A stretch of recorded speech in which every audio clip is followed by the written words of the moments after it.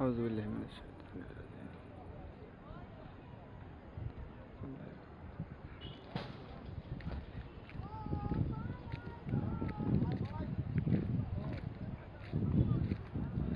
এখন আছি ভারত এবং বাংলাদেশ সীমান্ত একবারে 0 পয়েন্টে। ওই যে ভারতের আসাম রাজ্যের পাহাড়, বলেছে ভারতের আসাম রাজ্যের পাহাড়। আমরা এখন একবারে 0 পয়েন্ট আছি। এখানে খুবই একটা রিস্কের জায়গা, যে কোনো সময় শ্যুট হতে পারে। ওই পাশে এই পাশে বিজেপি থাকে।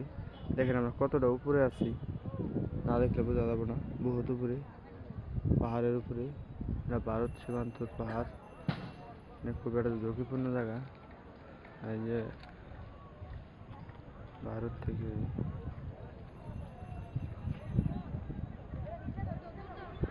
চোরা কারবার, চোরা কারবার যেটাকে বলে সেটা।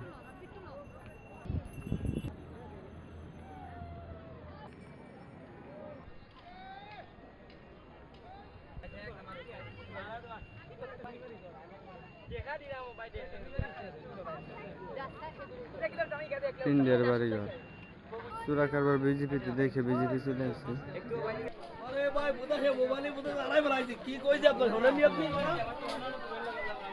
বিভিন্ন মালা পাওয়া যায় এখানে, বিভিন্ন ময় মশলা মালা এখানে পাওয়া যায়।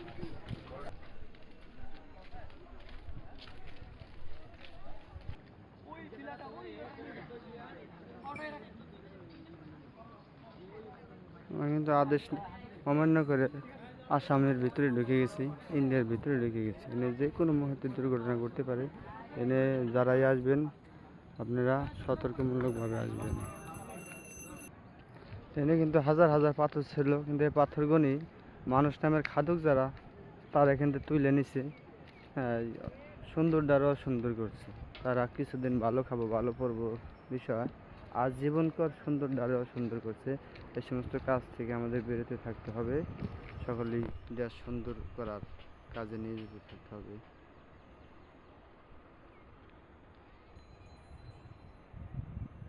পাহাড়গুলো দেখতে অপূর্ব সুন্দর, নিজের চোখে না দেখলে এখানে এসে বোঝার মতো কোনো সিস্টেম নাই। কি সুন্দর জায়গা। হ্যাঁ, আমি আর ভিতরে প্রবেশ করব না, কারণ এখানে ঝুঁকিপূর্ণ জায়গা। আরে টাচ করে গুলি করে দিলে আমি মরে। আমার কিন্তু ভারতের দুজন বিএস লক্ষ্য করছে। আমি এখানে আর 1 মিনিটও দাঁড়াবো না, আমি চলে যাব। আমার তারা লক্ষ্য করে ফেলাইছে, কারণ আমি বর্ডার অতিক্রম করে ফেলাইছি।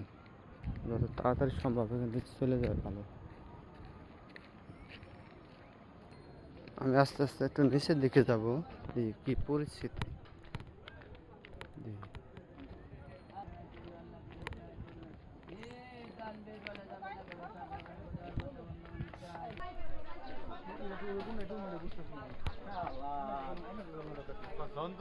ছবি তুলব বলে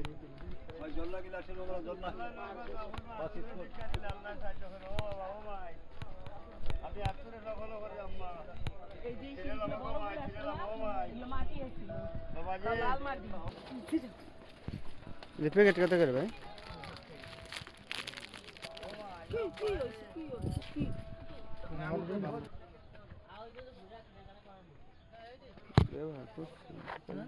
ব্যবহার করছে না, সাহায্য করে না, অতটা সাহায্য করে না। কম দে আচ্ছা, তো না ইল্লাই তো হয় না। কি ভাই কত করে হয় না? মুখের জন্য, মুখের জন্য এটা কি চন্দন? এটা কত করে? 150। 150। আর এগুলোটা? পুরোটা 100। এটা তো চন্দন না?